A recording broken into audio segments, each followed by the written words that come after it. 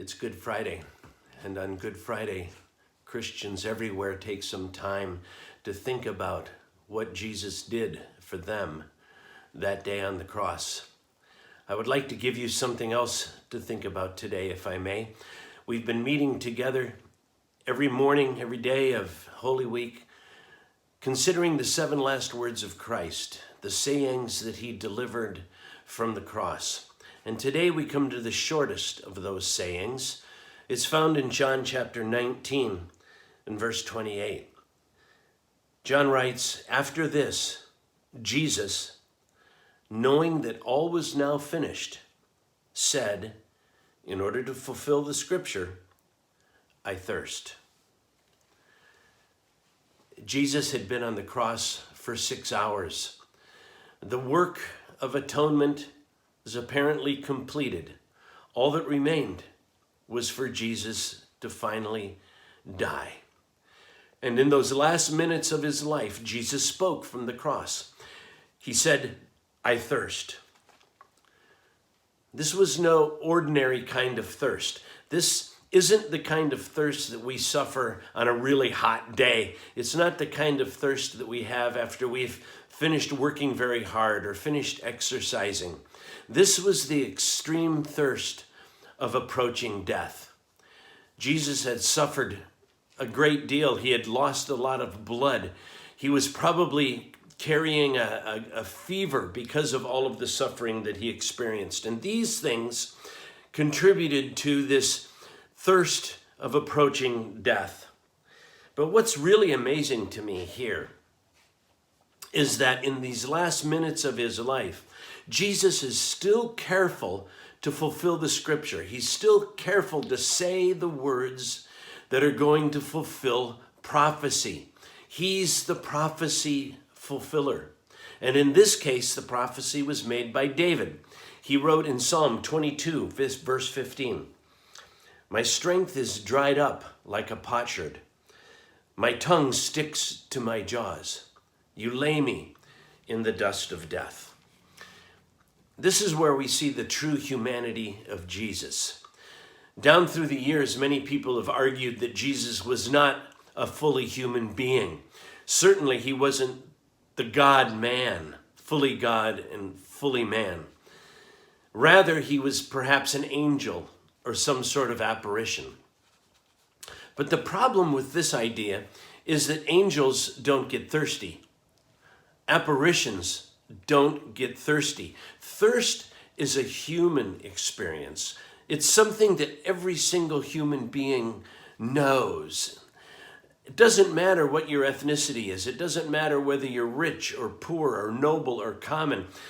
We all suffer thirst, and this shows that Jesus identifies with all kinds of human beings, that he was truly human, and that he suffered like we do. This also brings to mind the amazing condescension of the Son of God. He did not cling to the honor and glory that was his in heaven. Rather, he set those things aside when he became a human being.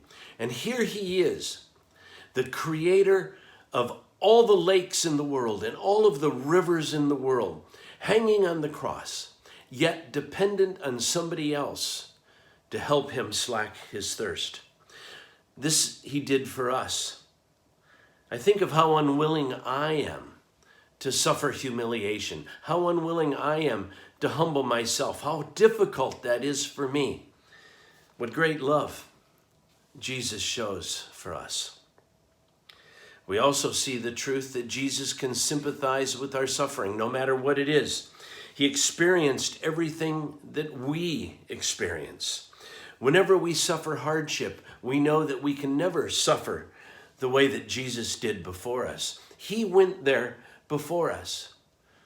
He was forsaken in his suffering, but he will never forsake us. No matter what it is, we know that Jesus has been there and Jesus has experienced it before we did.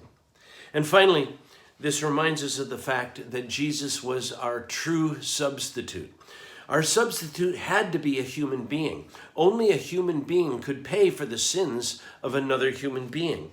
And so Jesus the fully human God-man, stood in our place and died in our place.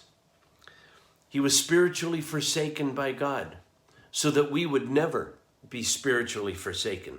And his physical thirst indicates that he suffered the physical part of our punishment that we should have suffered ourselves. The thirst that he suffered was the thirst of hell, which he endured so that we would not have to endure it.